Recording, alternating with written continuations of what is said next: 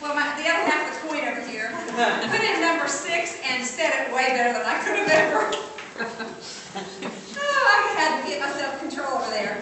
How can we discern between a healthy desire to serve and a pathological need to please? I took this slide out because I thought, I want to, not that I am at all. Anyone knows me, a people pleaser, but I thought, I'm going to offend somebody, so let me take this slide out. Well, she didn't take her question off, so I'm going for it. People pleaser versus a servant. How do you know the difference between the two? They look identical. They look identical. They're both serving together. Ulterior motives. People pleaser. Out here. I think on the outside they do, but the people pleaser is the one who wants everybody to know. Just wait, my voice breaks. People pleaser wants to be recognized. They want to be seen. And they get offended if they're not. Right. They know people aren't looking. I'm over here serving. Does anybody see me? I've been doing the nursing 5 weeks in a row all by myself. There are people over here. The true servant doesn't even realize that they have been doing this 5 weeks alone. And oh, really? Oh, no one is. Oh, I didn't realize that. I want to be left in the corner. Okay. I want to out of the spotlight. The true people pleaser over here wants everyone to be happy. Remember that part? Everyone to be. They want everything to work good. Everyone. The servants over here just doing the job that's set before them. They sometimes notice someone's not, but they realize, well, have I been able to move on and they serve? This person's over here stirring. Over here. This person gets frustrated easily at the task ahead of them. Totally. If the person they're serving is not pleased and they can't figure out, they are totally. This person over here is just serving God. God told me to serve with a full heart, to do everything joyously, and they're out here just following, doing what God said. And this part doesn't really mess with them. Now we can keep going on this one. There's a difference. They could be doing the same things, but the heart attitude, the way they respond to people, the way they react, how long they stay in service. Church full of people pleasers won't stay serving very long. They won't stay going to your church very long, I'll be honest. Okay? Because they're looking at people constantly. A church full of servers, buddy, they're just doing it. They're getting the job done. They're out serving. They're not noticing the faults in everyone, criticizing. They're just doing it. Totally different. I love Jana's word, pathological. And that's like Mary and Martha. Just like Mary and Martha. And I can be a Martha. I can be a big Martha because here's the task at hand. Get over here and help me. So I understand it very much so. All right. We will move on, but thank you, Jane, for opening that door for me. All right. Can I break this? One more time. All right. Day 5. Just leave me alone. Did anybody in this category? Sister, come join my crowd. Okay? The other areas I can talk about, I understand all of it. I'm wrapped up in all of it because I am human. This one, have you ever said it to someone? Have you ever said that to God? Well, absolutely not. I would never say that to God. Have you ever said it to someone? Absolutely. I was raised with 2 brothers, buddy. I knew this one. Get out of here, leave me alone. I knew this by heart. Love it though. Have you ever said it to God? I would never say that to God. Never would I say that to God. But can I tell you why I have said that to God numerous times in my attitude, in my responses, and in my this with God? Never verbally, but I've said it. Thank goodness that He continues to love and pursue us. I'm going to share a little bit about myself. A lot of y'all know my story. I'm going to share a little bit about it. But let me tell you, pain makes us want to withdraw. But He comes after us. He keeps coming after us. He can heal our wounds. Some of y'all know, and I've alluded to it, I was raised with an abusive father. My dad had an extreme temper, very violent in my younger years. That's what I remember as a child. I have a brother that's 5 years older, a brother that's 3.5 years older, and then me. My parents were married for like 5 years before they had any children. And my dad was just a very violent temper man. He was very abusive to my mom. He usually didn't get us kids because we didn't have a run and hide. He could slip under our bed and find the corner of our closet. And, but my memories, young memories, are of my dad being extremely extremely abusive mom, beating her, kicking her, waking up in the middle of the night and choking her. I can go on and on with this picture. So in this area of pain, I learned how to develop this. And anybody who knows me well, those who know me know that I do this. And then I can pull back, and then I can do this. Somebody's laughing at this video back there. And my nature is to do that because I learned that early on as a reaction to pain, a reaction to situations.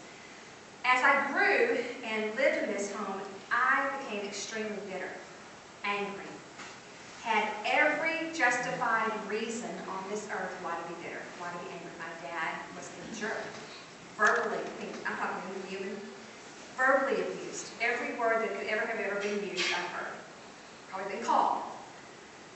Everything that could be said bad about a person, I've probably heard. Everything. I'm thinking, if my brothers and I all became what Dad said we were going to become, oh my goodness, y'all, we were all going to be in prison by the time we were 17, and on the list with us, all of us. If I would have believed everything Daddy said about us, about our family, now tell him where we'd be today. But I chose to live the life of bitterness. I chose to hold on to the feelings, to justify, and I became a very angry and bitter person. I could not talk and tell you this story. As I would tell you this, I may grow where if you're gritted your teeth, if you're been so angry that you grit your teeth and your jaws hurt. I could tell you this story as I was gritting. I could tell you about my dad as I was gritting. Angry, frustrated. During all this time, I was a believer. And God kept pursuing me. My husband and I both, we met in Life Action Ministries. I traveled, some of you who were here in Life Action came to church, are familiar kind of with that ministry. It's a revival team. And they hit, and those who've been through Seeking Him, no, they hit a point, always, I travel with them, on forgiveness. They have a night they talk about forgiveness. Well, I was raised in the church. I knew what that meant. For some reason, it didn't apply to me because I was justified. The reason I hated this person was because it was justified. Anyone in their logical mind would feel the same way I felt. It was justified to do so. God kept pursuing me and teaching me more about His forgiveness to me, how much He loved and how much He forgave me. And God kept pursuing this area of my life.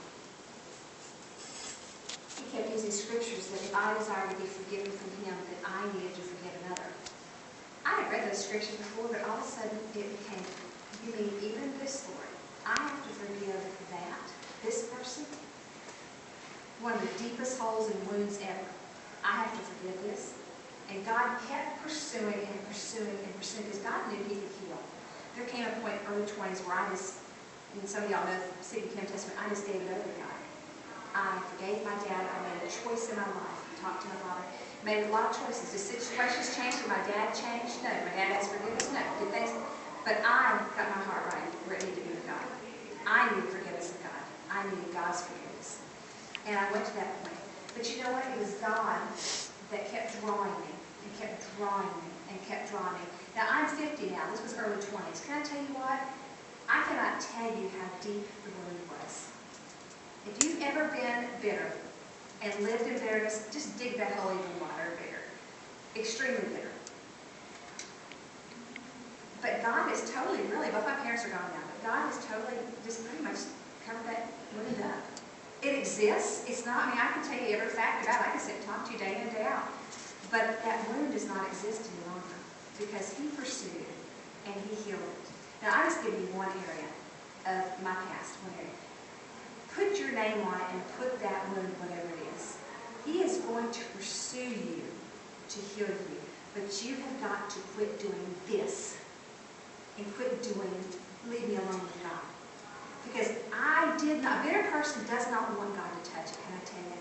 It's a happy place to be. I mean, you say it's not happy, they're bitter, they're angry. No, no. What does the Bible say about a bitter person? They love, they cherish that. They hold on to it. Because how else are you going to feel if you let go of it? And we start naming all these things, well, if I forgive, you know, that's like letting Him go. We name all this, we want to justify with God, we play this little game with God. But when we let go of this, it's saying, hey God. You know the page, I think it's toward the end of day 5, where she talks about, yeah, 148.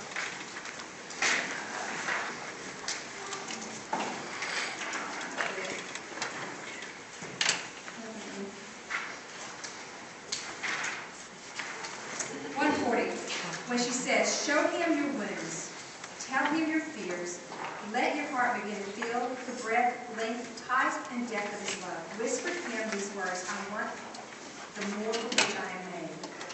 You have got to let those arms down. You have got to get away from the attitude of just leaving it alone with God and say, God, I don't want to be healed. I want that wound to be fixed. I want my attitudes to change. I want you to renew my heart. I want you to change the anger. I want you to change this moment. A lot of times, it is just like we talked about. You sit in God's Word and you pray over these feelings and ask God, why am I angry? Why am I bitter? Why am I frustrated? Why am I such a people pleaser? Ask God these things, and He will reveal them through His Word. You will ask. But when you ask and when He reveals, you can't just stop there. You've got to say, God, heal this area. How am I to respond? How am I to replace? You know, the Bible talks about a lot of put off and put on.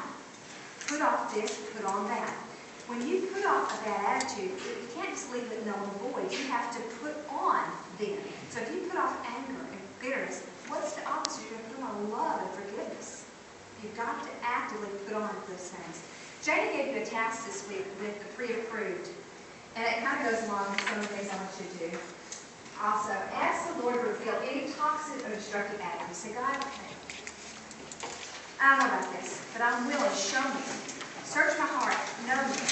Show me attitudes in my heart that are destructive. They aren't only destructive for me, but they're destructive for my kids. They're destructive for my husband, my co-workers. They're destructive for my future, for my growth in Christ. And then what He does, because He will. What He does, confess them as sin. Call them what they are. Don't justify them like we do. But Lord, I'm justified in this one area to not forget. I'm justified in this area because. Call it for what it is. Call it for what His Word calls it what it is. And then ask Him to transform you to become more like Christ. Say, okay, God, I'm going to call it what it is. This bitterness, this anger, this covetousness, this being jealous, this gossip, having gossipy, negativity, critical spirit, it is wrong. It is sin. I'm going to call it that. But God, you have got to replace that with joy. You've got to replace that with love. You've got to find those scriptures then on joy, on love, on peace, on forgiveness, on kindness, on the words of your mouth where they should be. You remove certain words from your mouth, there are words God wants you to put back in your mouth, how you should speak. You remove negative thinking, okay? When you're being negative, He reveals that to you. Put on positive thinking.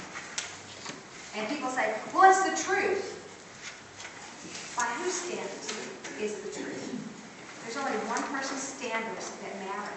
And His truth does not match up with our truth 99% of the time. You say, what's the truth about? What does He say about? And what does your life match up with? You have your assignment with Jana, pre-approved. I want you to take some time with that. That is a great thought. In fact, if I can find the website this week, maybe we can send it to them because you can actually print these off to put on your mirror. They're like pre-approved little cutouts that you can use from this website. Sometimes we need to see that. We need to see that you're pre-approved in Christ, that you are loved and pre-approved, that you don't have to fix, you don't have to do anything. It's all His job to do. You're pre-approved as you are. To me, that is freedom. That is total freedom. The last question Jana had on here tonight was, what would becoming a woman who lives in the full assurance of God's approval and acceptance change about you in your home relationship? I said for me, that is total freedom. Because I don't have to do anything to earn it. I don't have to do anything. I can just live in His full assurance that I'm a daughter of the King. And then live like a daughter of the King. Not just put on the name tag and walk away and live like I want, but live like a daughter of the King. How does a daughter of the King live? So that's your goals this week, things to think about. All right? Love you guys. Let's pray. Lord, I thank You for tonight, God. I thank You for the truth of Your Word, God. What a fun and yet hard week, Lord, it is. Because, Lord, we don't like our hearts and our attitudes being messed with. Because, Lord, we feel like we are justified. It's the truth. We in our sin believe that we are justified to react, act the way that we want to act. God, that's not the truth of Your Word. Your Word is very cut and clear on the idea that we are to be more like You. We are to be transformed daily. That Your Word is to renew our minds and our hearts and our thinking. And God, it is possible. When we deny the truth of You, we deny that You rose from the dead because the same power lives in us. claim to be daughters of the King. We will claim to belong to the God of the universe. That we'll claim the power that rests on us because of you, God, that you can change our heart, our attitudes, God. I've watched it in my own life, Lord. I've watched it in many who are sitting right here, God. I know it can be done. I pray that you'll have each to rest in you, God. I pray they'll seek you this week. They will honestly take time and seek you and desire to be more like you, God. You'll point out the areas that need to be changed, and they'll be willing, Lord, to allow you to transform them, Lord. I thank you for your word. I thank you for the truth today. And we pray. Amen. Thank you, guys.